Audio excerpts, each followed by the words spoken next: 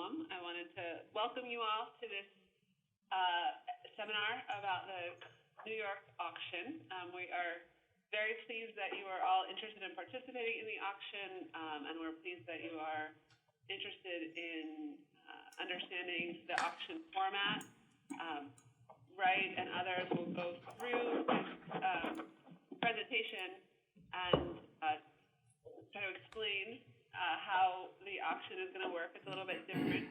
There's a different construct, or one particular different construct than we've had in other auctions. We want to make sure that everyone who's bidding understands how that will work, understands when things are due, understands how the timing will go, and understands what there are. So I don't have a lot more to say other than that, but I would really encourage you to use this time to have your questions answered. I know there are various ways of asking questions, and I'm sure someone will go over that, but this is a real important opportunity to have all of those questions answered and ensure that everyone has the same information. So the only other thing I would say, just as a housekeeping matter, is perhaps put your phones on mute, because there's a fair amount of background noise. Put your phones on mute until through the open Q&A session. So, Wright, I'm going to hand it back to you now. Sure.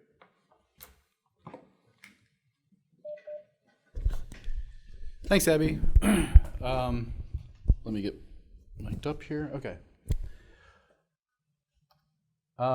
Okay, so we're going to run through some slides just for the order of what we're going to do today. We're going to run through some slides explaining the changes to the auction format and a couple other matters. There will be an opportunity to ask questions after the presentation. You can use you should all see a Q&A box in the upper right hand or somewhere on the right hand side of your screen. You can use that to ask questions. Once we are into the question and answer part of all of this, you can also ask questions by phone. And if you're in the room, you can use a card and or speak up however it works for you. And then type questions here, great. So just to go over this a little bit, the reason we're having this is to explain changes to the auction process. We held an auction seminar in New York this summer, and since then we've changed a few things, and we just want to make sure that everyone has an opportunity to be rock solid on everything, and that's what this is meant to do. These changes were implemented in response to comments received. You can read those comments if you're so interested on our website. It's actually regulations.gov, and if you enter in the docket number as a search term on regulations.gov, you should find the questions pretty easily. If you have any trouble with any of this, of course, you can ask me. At the end of the session, bidders will have an opportunity to ask questions. I think we're going to take a few minutes after the presentation, after the first round of questions that we received in advance, and you can use that time to ask additional questions, and we'll come back and respond to those after a short intermission. Just another thing at the bottom here, antitrust.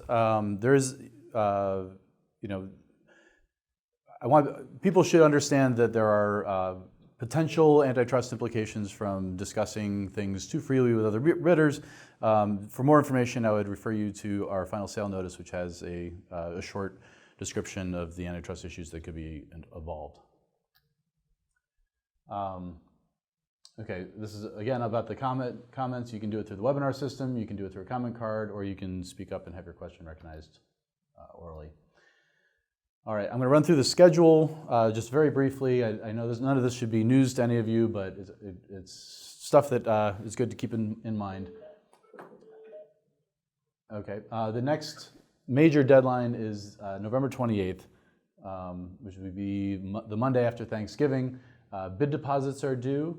Non-monetary packages are due at that time as well, in a paper and electronic format. And the reservation of limited opportunity to revoke, we're going to be calling limited opportunity to revoke, we're going to be calling it LOR. But those forms, that is an opt-in system that you need to submit a form ahead of time in order to be able to take advantage of later. And this is November 28th is the deadline for those forms as well. Again, also paper and electronic format. around, you see the little squiggle next to the date, around December 9th, our auction panel will convene to consider non-monetary packages that have been submitted. December 13th is the mock auction date. That is 2 days before the monetary auction.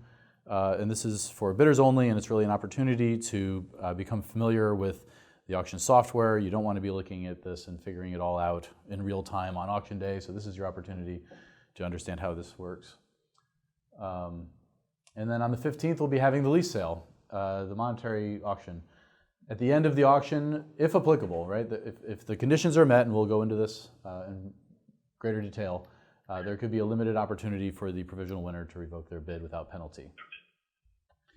And again, about December 19th, the auction panel will review the auction results and certify them. And at that point, we notify the Department of Justice that they can start their antitrust review under, I think it's 1337C, and they have 30 days to complete an antitrust review. So sometime in mid to late January, that review deadline will come up, and we'll be able to proceed.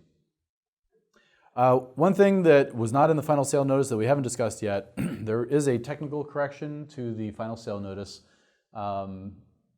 It's a little, it's a pretty minor. So the final sale notice previously said annual rent for a project easement is the greater of $5 per acre per year or $450 per year. That should have said the same thing, but with this blue text inserted. So it should have said the annual rent for a project easement that is 200 feet wide and centered on the transmission cable is $70 per statute mile, and the additional acreage would incur the $5 per acre or $450 per year, whichever is greater. Okay, and you'll see this technical correction we'll be publishing in the Federal Register pretty soon. Another change that we've done, this was in the final sale notice, but this final sale notice includes a prohibition on communications between bidders during the lease sale and during the 60-minute limited opportunity to revoke period afterwards, if applicable. So any bidder is prohibited from discussing anything with any other eligible bidder listed in the final sale notice. And this includes public communications that could be reasonably foreseen that other bidders could have access to, so social media, press releases, etc. The non-monetary credit is something that was also not in the proposed sale notice, but was included in the final sale notice. We were offering a 10% bidding credit for government authorities. Just taking another opportunity to remind everyone of the due date for those non-monetary packages, November 28th. BOEM will evaluate whether bidders meet the definition outlined in the final sale notice. That definition is provided here: a governmental entity, political subdivision thereof, or public benefit corporation exercising executive and or regulatory functions within the United States. And then really kind of the new innovation that we've introduced for New York is the limited opportunity to revoke. Under certain circumstances, a bidder may revoke its bid and not be penalized. That is, a provisionally winning bidder may revoke its bid and not be penalized. The penalty normally would be to lose the bid deposit. So if you do not, if you bid in the lease sale, you are declared the provisional winner, and then you do not execute a lease pursuant to that bid, under normal circumstances, you would lose the $450,000 that you've posted as a bid deposit. And this is a limited exception to that rule. It only applies if the two conditions precedent have been met. First, the runner-up, the second highest bid must have been placed by a government authority, and the provisional winner must have reserved the right to revoke prior to the start of the auction using the reservation of limited opportunity to revoke form that is on our website. The due date for those forms is November 28th. Okay. So the form is reproduced for you on this page. and it can be downloaded from our website. Not a lot more to say about that. So how does the bidder exercise the options? So if the conditions are met, right? Just to review, the second place, the runner-up was the government authority, and the provisional winner had submitted a timely reservation of limited opportunity to revoke, and they had selected yes, not no for that on that form. Then we will notify the provisional winner after the live bidding has concluded that they have 60 minutes from the timestamp of the message to notify BOEM whether they would like to revoke their bid. So this will be done using the bidding software that has been developed by our contractors, and this is really at the end of that period. We'll assume that that the provisional winner is not interested in revoking. We've included what informally we call magic words. So if the provisional winner messages us using the bidding software during that 60-minute period and states, "We hereby revoke our provisionally winning bid for ATLW6 pursuant to the reservation of limited opportunity to revoke form submitted previously," we will consider that immediately effective, and their provisionally winning bid will be revoked, and an offer will be made to the next highest bid, which is the government authority. We've included this to make sure that there's no confusion, and we're not trying to parse what a bidder really means when we're looking at whatever messages come back. If you want to revoke, these are the words you should use.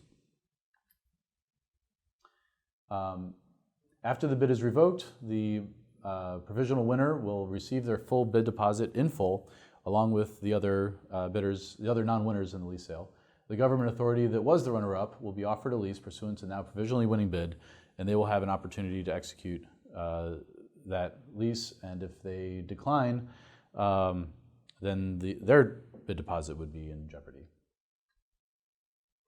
I'm going to run through a couple examples here, just for people to kind of test their knowledge and make sure they're understanding.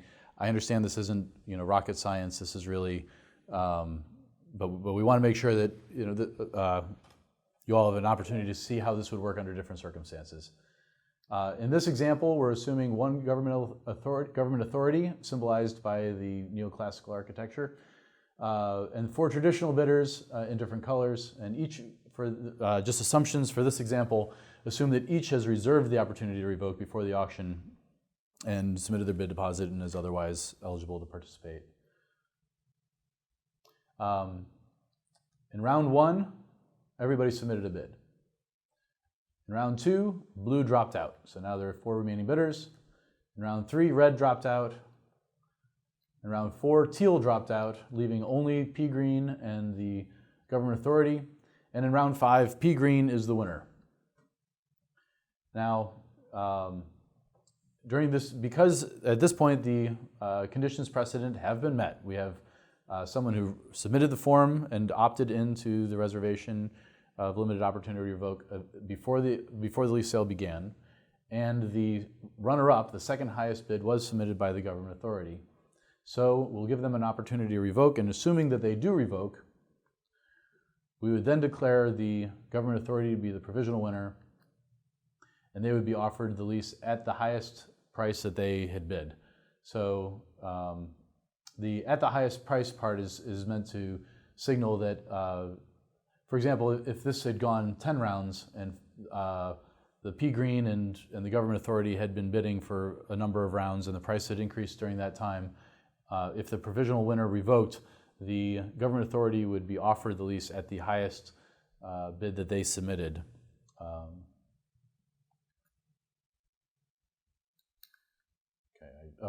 And the provisional winner will have their bid deposit refunded.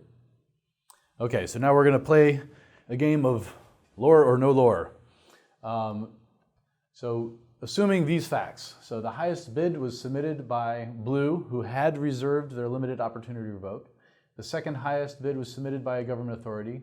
The third highest was submitted by teal, who had also reserved the limited opportunity. And the fourth highest was submitted by pea green, who in this example decided they were not interested in revoking before the lease sale.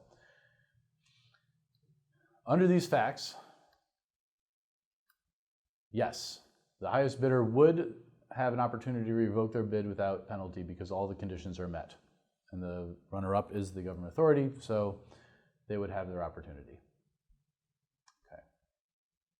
I don't want to move too quickly, but I also want to make sure that, okay.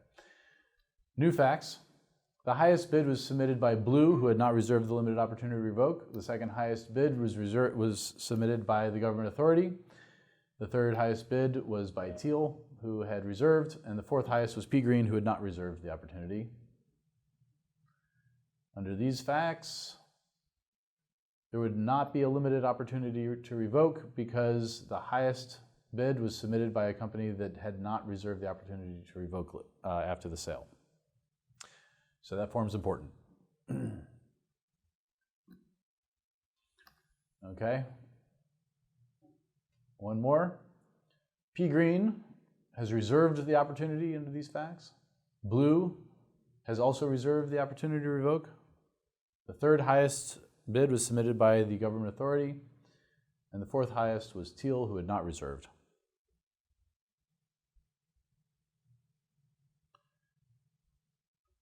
Under these facts, there is no limited opportunity to revoke because the second highest bid was not submitted by a government authority. The government authority would need to be the runner-up in order for this to apply. This is why this is the limited part of the limited opportunity. It doesn't apply across the board. Okay, I think we're going to get a little trickier now. Yes, ties. So assuming that the government authority and Teal, who has reserved the opportunity to revoke, assuming that they tied for the highest bid. Now, before I go too much further, people sometimes get nervous when we talk about ties. We have procedures about ties because we need procedures for everything because it could happen, right? And we want to be prepared if that does happen. This is not a likely scenario, especially if bidders use the tools that we have provided for them in the sale. And I'm talking about exit bids. So when you leave the auction, if you've hit your budget and you don't want to keep bidding, and we recommend that people use the exit bidding option to specify the exact dollar amount of their highest bid, the highest amount that they would pay. If people do this, you're really talking about a very low chance of ties. They would have to be the exact same dollar number in order to tie. You have a higher chance of ties if people do not avail themselves of the exit bid option because then anytime the highest two bidders left the auction in the same round, the highest bid that each of them had submitted would have been the asking price in the previous round, which is a much higher chance of ties. So we recommend that people pick a nice non-round number and use that as their exit bid, and this will not be a likely scenario. That said, it's important that you understand what would happen if it did happen, so we're going to explain that here. In this case, the government authority and Teal both reserved a limited opportunity to revoke, and so the answer is maybe. We use our tie-breaking procedures first. The tie-breaking procedures involve long, kind of randomly I think it's pseudo-randomly generated number strings, and the company that has the higher one becomes the provisional winner. If we run our tie-breaking procedure and the government authority is first and Teal is second, then there would not be a limited opportunity to revoke because the highest bid, then the winner in that point is the government authority. But if it went the other way, if Teal was the winner of the tie-breaking procedures, then the conditions would be met. The winning bid would have been submitted by Teal, and the runner-up would be the government authority, and they reserved their limited opportunity to revoke, so they would have the opportunity to revoke. All right, new facts. In this case, the highest bid was submitted by Blue. but there was a tie for second. In this case, it was the government authority and Teal again.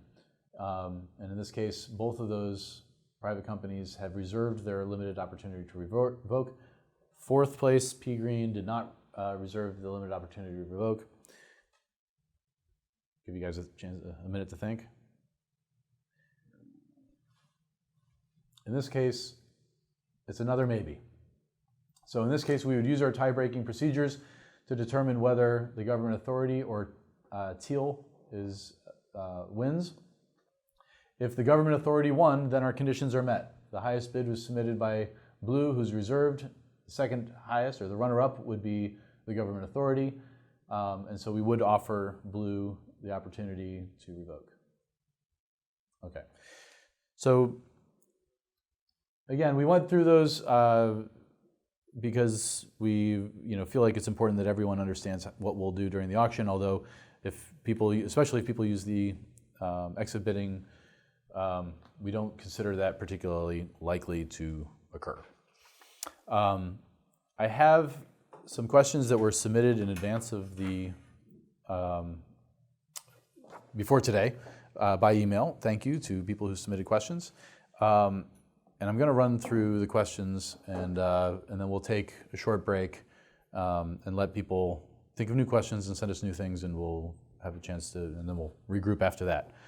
But the first question was how long, a lot of these questions are not related to the limited opportunity to revoke, and that's fine. I'm happy to help, any confusion that we have, we should really try to clear up. But the first question was, how long will each bidding round typically last?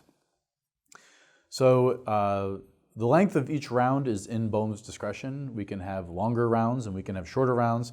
And if during the sale, if we feel like we need more time, we can add time but if we're moving, and we can move it up quicker too.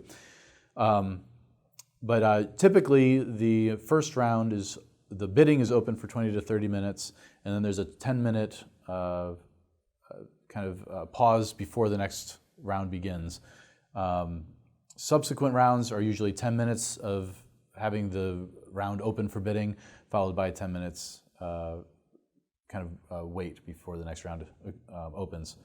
Within that 10 minutes where we're kind of waiting, it's really 5 minutes or so, or a few minutes to 5 minutes until we post the results of the previous round. So there's a few minutes while we process that, and then we post it.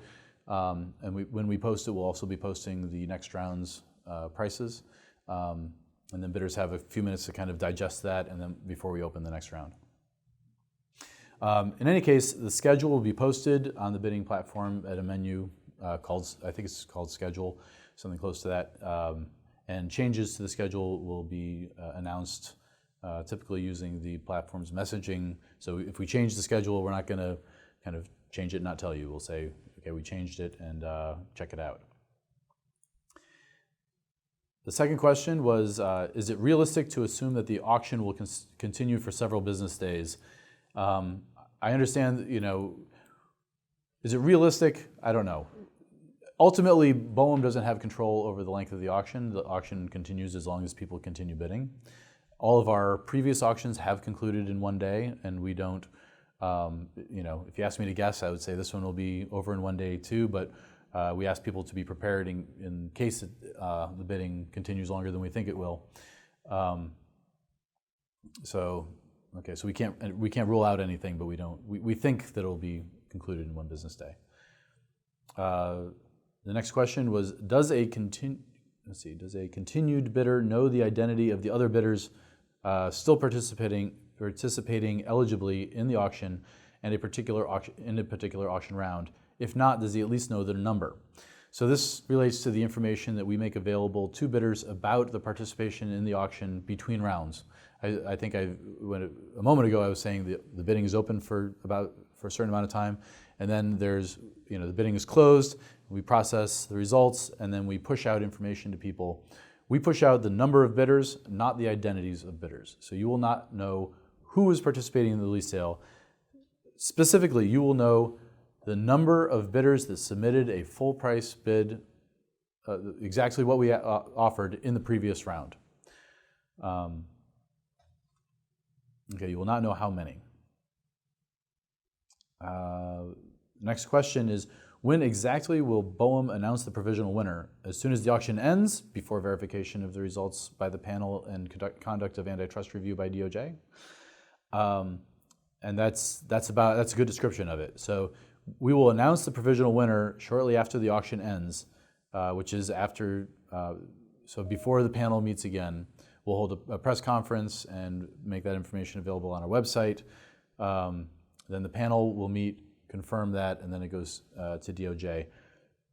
We will probably not tell everyone who the provisional winner was if there's a limited opportunity to revoke during that 60-minute period. We'll wait until after that 60-minute period is over, and we know who our provisional winner is going forward.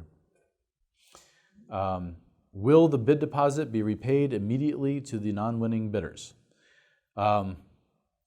This one's dependent on how you read immediately, but pretty quick. So it won't be immediate. I think typically within a few days after the lease sale, we will notify Honor that they can release. Honor is the Office of Natural Resources Revenues. Did I get that right? And they will notify them that they can return bid deposits to the non-winning bidders.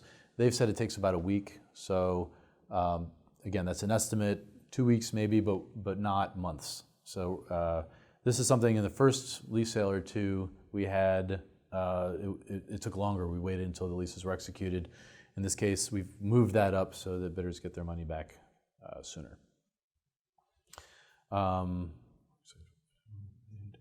Okay, next question was, it appears as if the lease agreement does not contain clauses for a term and termination. Is that understanding correct? If yes, how do we know the term of the lease? Is it endless? And how can the lease be terminated, for cause or without cause? What are the consequences of such termination?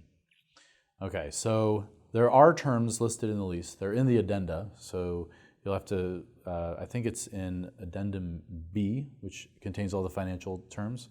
And so the page number would be B1. It's right at the front of that addendum B. It contains a preliminary term of 1 year. I'll go back and explain what these mean in a second. A site assessment term of 5 years and a construction and operations term of 25 years. And at the end of that period, you may apply to have that 25-year period extended for another term. The preliminary term is the first year after lease execution, and in that time, you have that time in which to prepare a site assessment plan and send it to BOEM. BOEM will review that plan, and if approved, that will trigger the start of the next 5-year term of the site assessment term. During that 5 years, you may install whatever structures were described in your site assessment plan. 4.5 years after, 4.5 years into that term, your construction and operations plan is due. You'll submit a construction operations plan describing the full build out of the project, and BOEM will freeze your term while we're reviewing that plan and while we're conducting whatever environmental work needs to be done and reviewed needs to be done during that time. When we approve that plan, that will trigger the start of the construction operations term, which is 25 years long for this lease, and this is both construction and operations need to take place within those 25 years. Okay, next question. Okay, did I cover all the things here? How can the lease be terminated for cause and without cause? So this could be a long answer, but in our regulations in section in 30 CFR 585 in the 400s, it describes the procedures where you're out of compliance in your lease, and there's a number of steps. There's a notice of noncompliance, and you have an opportunity to address any noncompliance that we have there. And it describes how it works, but if it goes on long enough, there is a way for BOEM to terminate the lease. Okay. As far as not for cause, I think that's a little beyond what I can speak to, but our solicitors would have to address that. We don't plan on terminating anything without cause. Please advise whether the lessee is obliged to develop a wind farm in the lease area, submit a SAP and COP within a certain time frame, if any, and whether the lessee is allowed to take as much time as it wants without penalty as long as it pays the annual rent. So as I described previously, the SAP is due within is due during the preliminary term, which is that first year. The construction and operations term is due within 4.5 years of the start of the site assessment term. So that'd be 5.5 years from lease issuance. We also consider requests for extensions on a case-by-case basis. So no, you may not take as much time as you want as long as you're paying rent, but you may seek extensions, and we encourage you to justify those. All right. Next, we had a few questions about the bonds and financial assurance. The first question was, can we have a copy of the bond text? The answer to that is absolutely yes. There is a bond form that is located on our website, and you can download that. And a bond is a three-way agreement between the government, the lessee, and the surety company. And that is, the form is BOEM-0005. And I think if you go to Google and Google BOEM forms, it'll take you to a page with all of BOEM's forms on it. Or if you Google BOEM-0005, you should get there. And that has everything that you and the surety company need to see. Are there any rating requirements? There may be confusion about the word bond here. When we are talking about surety bonds, we do not require a particular rating for the surety bonds. If you were to submit municipal bonds or corporate bonds or something like that, those are rated, and those must be AAA rated according to our regulations in the 500s. But the surety bonds must be issued by an approved surety. They're listed in Treasury Circular 570, and you can obtain a copy of that from the Treasury's website. Again, that was Circular 570. There are rating requirements for certificates of deposit, investment grade securities, which would include bonds. Are PCGs or letters of credit acceptable? So third-party guarantees such as a parent company guarantee and letters of credit, they're acceptable if BOEM determines that they protect BOEM to the same extent as a surety bond. Now, before another thing to say about this, our regulations list some forms of financial assurance that we'll accept, and again, we can accept other forms of financial assurance as long as we feel equally protected as we would be using a surety bond. But keep in mind that when we issue the lease, when we send you the copies of the lease, you have 10 days to establish financial assurance, and that is a fairly short period of time. We have a lot of experience with surety bonds, and we can do this in our sleep. So we know how to accept a surety bond. If you showed up with a letter of credit or some other financial instrument that we're not as familiar with, that's going to take that almost guarantee that would take a little more time to just the logistics of getting it set up. So I would recommend that you use a surety bond, at least in the short term, to establish your financial assurance. And then if you'd rather have a different form of financial insurance in place, we can work together to replace that surety bond with something else that meets your needs better. So the next one took a line from the final sale notice and asked us to expand on it. The line from the final sale notice was, BOEM will base the amount of all SAP, COP, and decommissioning financial assurance requirements on cost estimates for meeting all accrued lease obligations at the respective stages of development.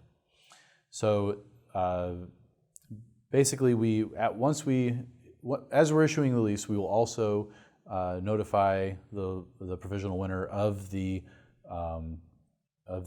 financial assurance requirement amount, and there's at least a few different kinds of bonds which are needed. There's the lease-specific bond, which is $100,000 in all cases for a commercial lease. And then there's a supplemental bond requirement, and these can be added or updated throughout the term of the lease. They typically include the amount of the requirement is 1 year of rent, other obligations under the lease. So if you fell behind on your rent, that would be added onto the bond. That could be added onto the financial assurance requirement. And certainly, I think one of the big ones would be the estimated cost of decommissioning the facilities. In the end, I think that's going to be the biggest number among those things.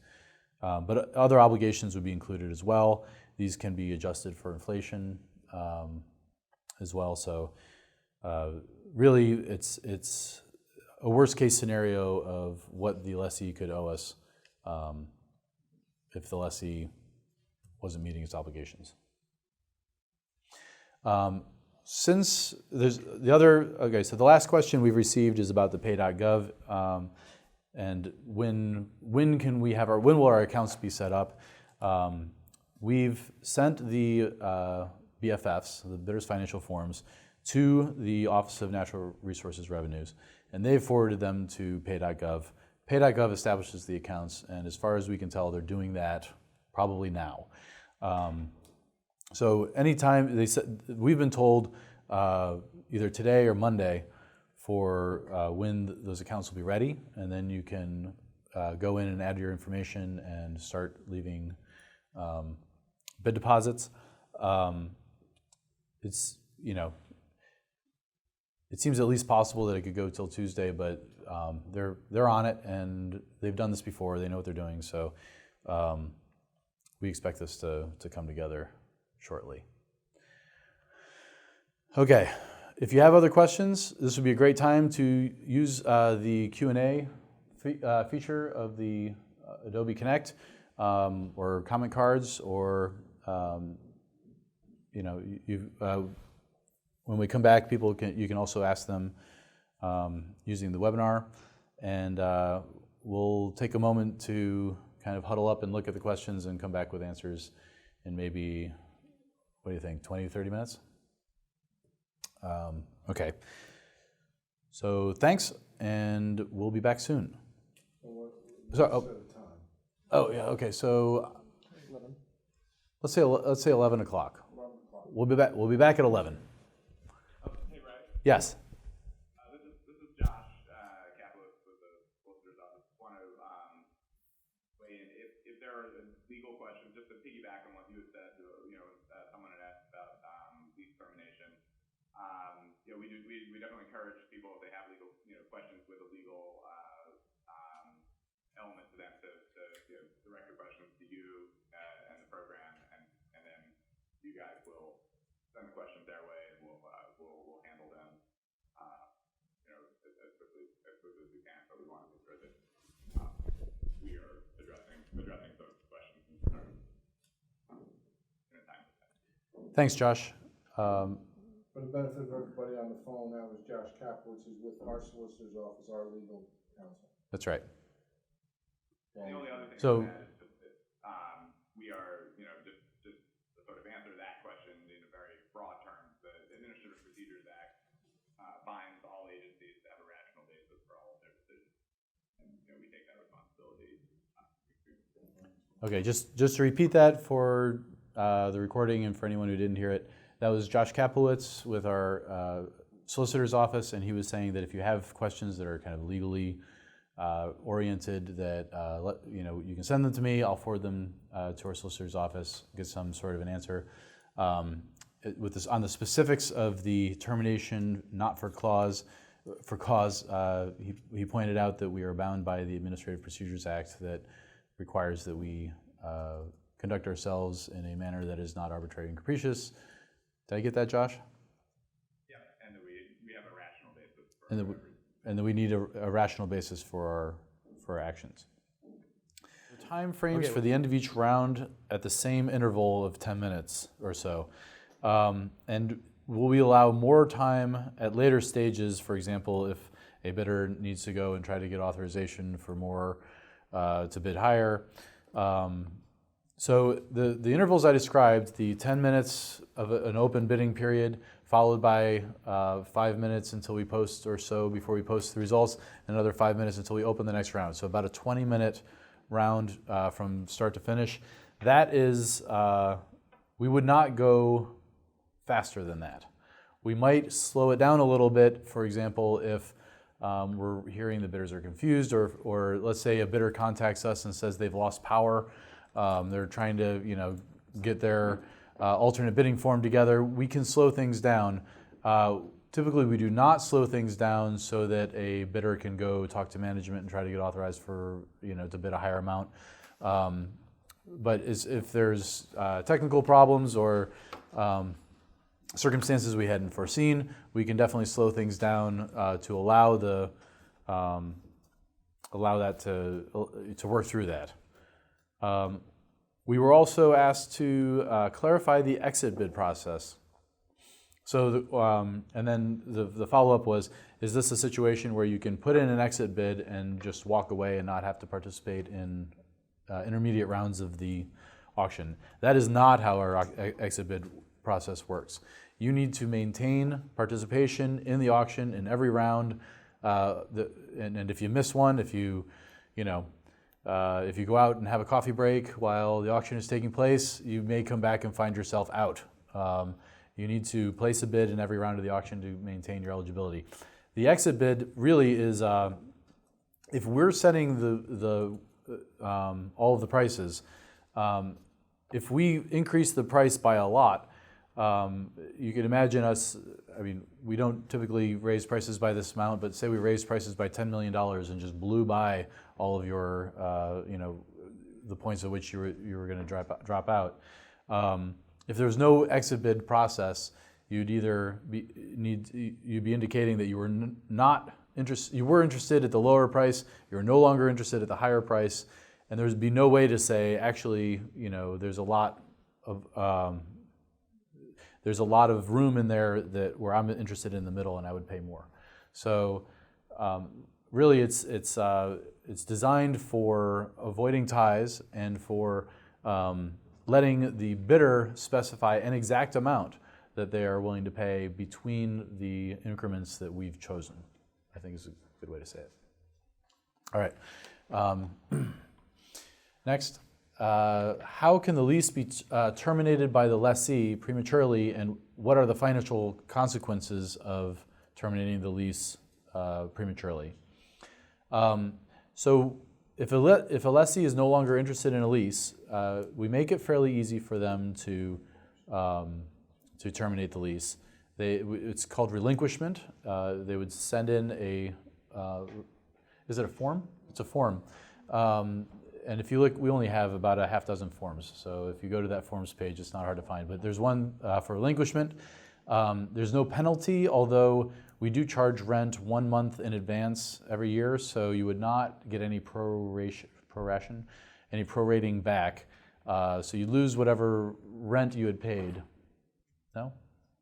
Is there something to add? Sorry. If the relinquishment is submitted and approved prior to the rent due date. Right. So yeah, if you've already paid rent for the year, you're not going to get any of that back. But if you have not yet paid for that year and you submit a relinquishment, you will not need to pay that in advance. There was a follow-up question. Sorry, once more regarding termination rights of the lessee. I'd like to specify. We've read that the lessee can apply for relinquishment of the lease if the lessee sees no chance anymore to develop an offshore wind farm for himself. Will BOEM grant the lessee such relinquishment, or will the lessee be forced to pay the annual rent for 25 or 31 or years, even though the lessee is no longer interested in developing the lease? This probably applies to the preliminary term and the 5-year term before construction of the wind farm. Thanks for elaborating. As things, BOEM has never, OREP has never refused a request to relinquish a lease. If you're in compliance with your lease, our policy is to grant those relinquishment requests, and not to punish anyone monetarily by holding a lease that they're no longer interested in. And that's been the policy as long as I've been here. So, another question: what is submitted to the Department of Justice for review after BOEM has certified the bids? We send. There's a way to download from the auction system all of the bidding behavior of everything, kind of a full download from the bidding software, and that would include potentially every click that everyone makes on the system. But I think for the substantive results, the round by round bidding results, what each bidder bid in each round, they certainly get that.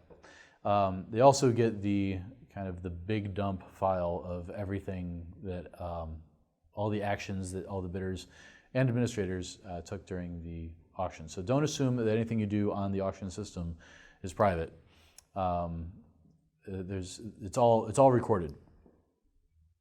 At what increments will BOEM typically increase the asking price round by round? Could it be in the area of $250,000? The answer, yeah, that's in the ballpark, right? So this bidding increments are within BOEM's discretion. Typically, we raise bids by a certain percentage for the first couple rounds. In the past, we have not increased from round to round much more than $500,000. We kind of, once we get to $500,000 increments, we tend to stay in that area. This isn't anything you should rely on. This is just setting expectations. That's about what we've normally done. Also, you can look at our what we've done in previous auctions by going to the state pages and looking at the auction results. And we've made all of that information available on our website. So Rhode Island, Massachusetts, Maryland, New Jersey, Virginia, we've held those lease sales, and you can go and see what the increments were. Are qualified bidders allowed to communicate with each other before the auction in view of possibly forming a bidding joint venture or other type of cooperation for leasing purposes? This is really an antitrust question, and so talk to your attorneys. The rule in our final sale notice relates to communications between bidders during the lease sale and during that 60-minute period after, if it's invoked. Now, that's not to say those are the only rules you're bound by.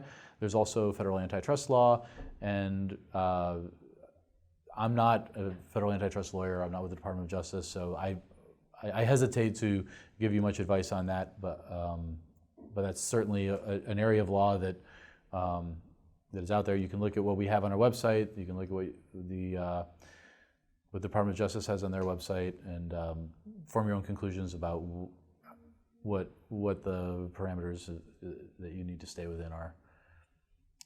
That's kind of a non-answer for that part, but just because I don't have the answer. We are still having trouble understanding the reasoning behind the reservation of limited opportunity to revoke. Why should a private bidder revoke if he's not able to strike a deal with a public bidder, place second within the short time of 60 minutes? Revoking provisional winners have no benefit from revoking, or do they? So there's one part there that makes me a little nervous, if we cannot strike a deal within the 60 minutes. That's not what that 60 minutes is for. The rule limiting communications between bidders applies during that 60-minute period. So if you're calling up the government authority during that 60 minutes, you are, as far as I can tell, you are violating our auction rules. So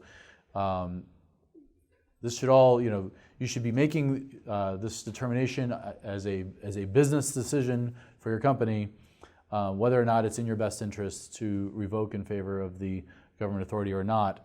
BOEM is not encouraging or discouraging any of this. This is a business decision that your company needs to make. As far as the motivation behind this, we received input during the comment period that there were some bidders out there that wanted to bid vigorously against other private sector bidders, but didn't necessarily want to do that against the government authority. And so while the limited opportunity to revoke does not fully resolve that tension between having to choose between bidding or not bidding, it does hopefully go some way toward giving bidders an option not to take the lease away from the government authority if that is the decision that they want to make as a company. All right. Next, what? Oh, is that where we? Okay, so those are the questions we received with time to kind of process them before by 11. We're going to take another. What do you think? 10 minutes? 15? Another 15? Let's go until 11:30, and we're going to discuss the next questions we received. Hi, everybody. This is Wright Frank, and we're back. We had a couple more questions. I love this. I nothing worse than a session where nobody asks any questions. So I'm glad that we have an opportunity to do this. What are the financial consequences of termination at each of the three stages: preliminary, site assessment term, and operations term? What liabilities should we be aware of? First of all, termination, I think you're talking about relinquishment, where the bidder no longer wants the lease and wants to terminate the lease for their part. Whatever liabilities or consequences there are, they're not meant to be punitive. So during the preliminary term and the site assessment term, you're paying rent. If you now you pay rent and operating fees for that matter, you pay them in advance. So every November or whatever your lease anniversary date, I guess it'll probably be January 1st or something like that, you would pay the next year all at once up front for the coming year. If you relinquish your lease anytime within that year, you don't get any of that back. So there's no prorating of rent and there's no prorating of operating fees. So you would lose that money, but there's no other fees or penalties or anything associated with a relinquishment. The next question is, if the pay.gov accounts aren't set up until Tuesday, would BOEM consider an extension of the deadline because of the Thanksgiving holidays and people being out? So the final sale notice says we will consider extensions if events are outside the bidder's control. So at some point, if things get pushed along too far, we may determine that events are outside of your control. If you felt that events are outside of control, justify your request for an extension, and we will consider it. But it seems, I understand people may be out on Friday, but you can submit bid deposits on Monday as well. So these are business days. We're working, so there's some expectation that if on Monday, if you're not trying to make a bid deposit, we may be asking why you're not. But we're also not trying to get rid of people. So if we feel like you're making a good faith attempt and that things are outside of your control, we have the ability to authorize extensions. Okay. Can you describe the procedures for the mock auction on the 13th? Will the procedures be explained in that session? Yes. So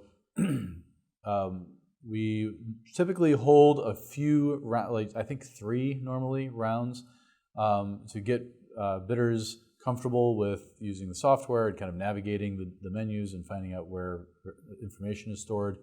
The interface is really, it's not terribly difficult. I mean, there's the bid opens, you click in the box saying you want to leave, that's the bid you want, and then if whatever's in the system when the time runs out, that is your bid, and you go on to another round. So certainly we'll be responding to questions if there are questions during that time, and we'll try to give you the information you need to get through submitting bids.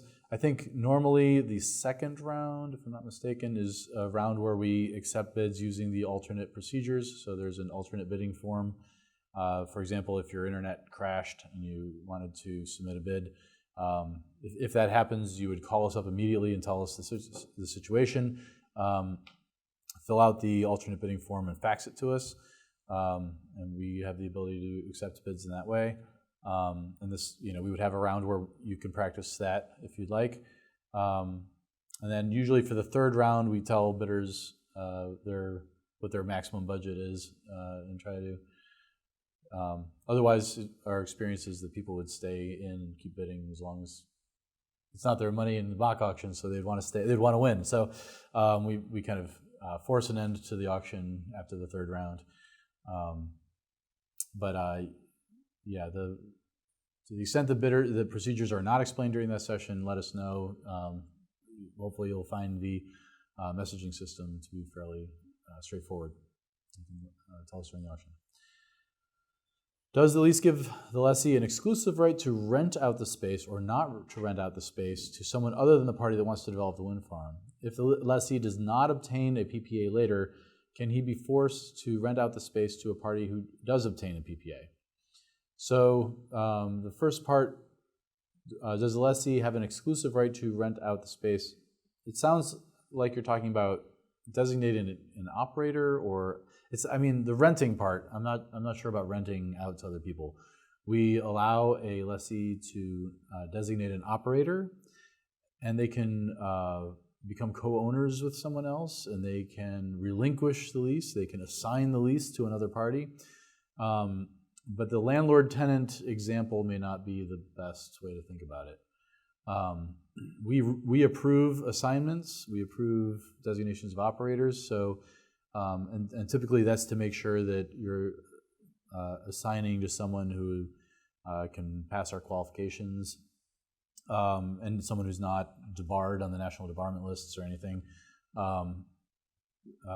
As for the second question, if the lessee does not obtain the PPA later, can he be forced to rent out the space to a party who does? The lease says what the lease says, and there are obligations there to submit plans and to meet certain obligations, and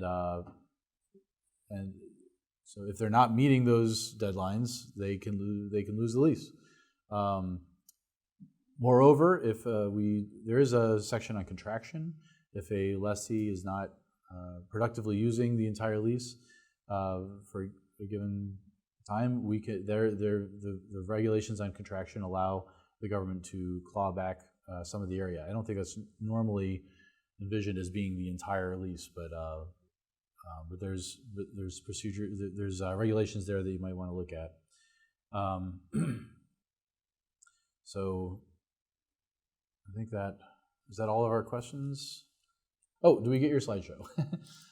Yes. So after this session, we plan to make the slides and the recorded webinar available on the web.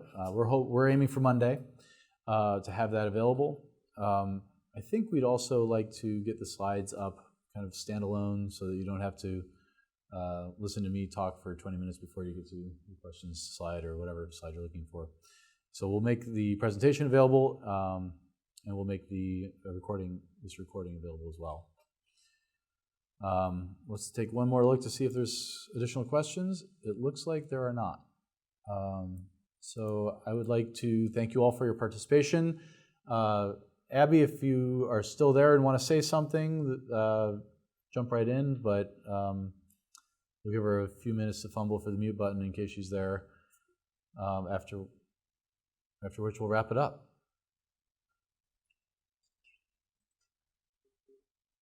All right.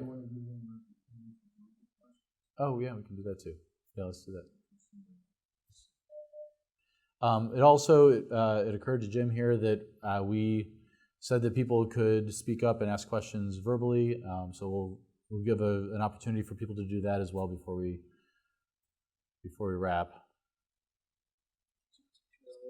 Right now, you mean? Or? Yeah, if you have a question right now, by all means, jump in. Okay. Yeah, just as a follow-up to the last question regarding the PPA, we still wonder, it is good or it is great to win the lease and develop an offshore wind farm, but if you can't sell the electricity, you're stuck, of course. And so we wonder whether there's any privileged position of the lessee with regard to signing a PPA or obtaining a PPA. Evidently, if no such sale of the electricity is possible, then of course the lessee cannot Okay, so I'm going to repeat your question for people in the room and for the recording. You were asking if there was a privileged position for the lessee in obtaining a PPA, and if the lessee does not get the PPA, what recourse the lessee has.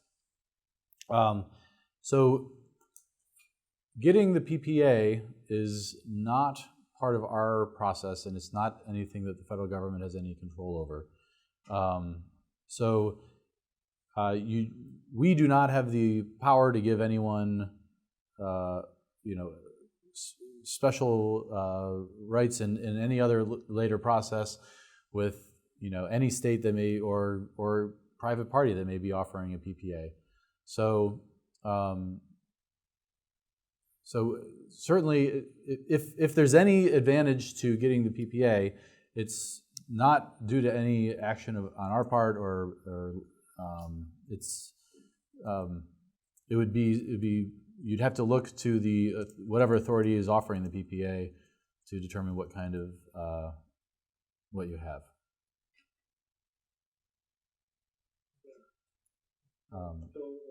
Potentially, if there is an auction by whatever party for such a PPA, and then a different party that does not have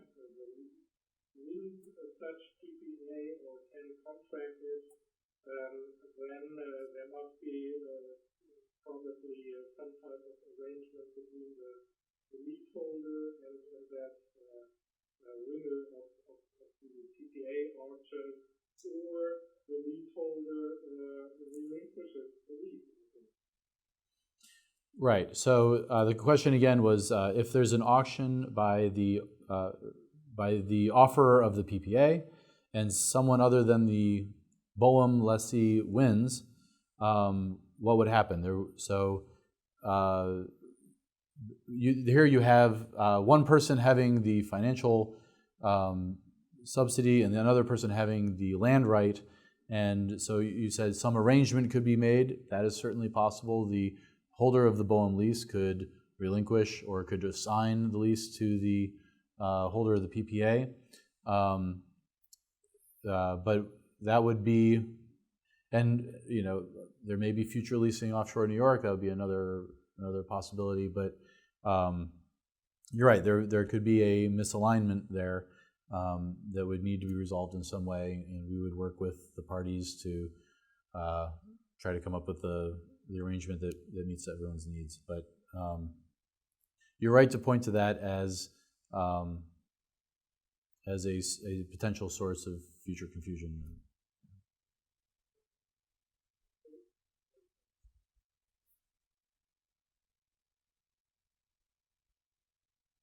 Okay. All right, hearing no other questions, thank you all for your participation today. I hope it was helpful. If there are, oh yeah? Thank you very much. That was really helpful to understand it better. Okay, hold on, we just got something else. It is said in Section 13 of the commercial lease that unless otherwise authorized by the lessor, pursuant to the applicable regulations in 30 CFR 585, the lessee must remove or decommission all facilities, projects, cables, pipelines, and obstructions, and clear the seafloor of all obstructions created by the activities on the lease area and the project easement within 2 years following lease termination. Does it mean that it's possible to extend the lease operations term to 27 years in accordance with the construction operations plan? What would the impact on the rent payment schedule be? Okay, so the section that you're pointing to that talks about removing and decommissioning all facilities is at the end of the lease and following lease termination.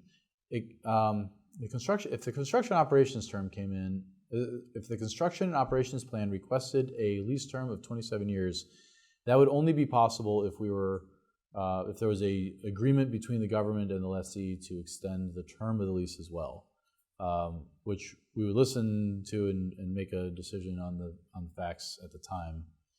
What would the impact be on the rent payment schedule? The 27 years you're talking about is the construction and operations period, and we anticipate that during most of that you will not be paying rent. You'll be paying operations fees. Operations fees displace the rent when they're applicable. So it would have no impact on the rent payment schedule at that time. Extensions of the lease, there's a renewal of the lease as well, which is something that we'll consider. And you do not need to remove necessarily all facilities from the lease area if your lease term has been renewed. That would be, any repowering or anything would be based on the needs of the lessee and presented to us in plans for our consideration.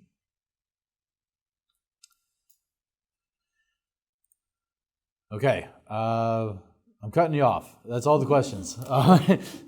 Thank you for participating, and I look forward to working with you throughout the auction.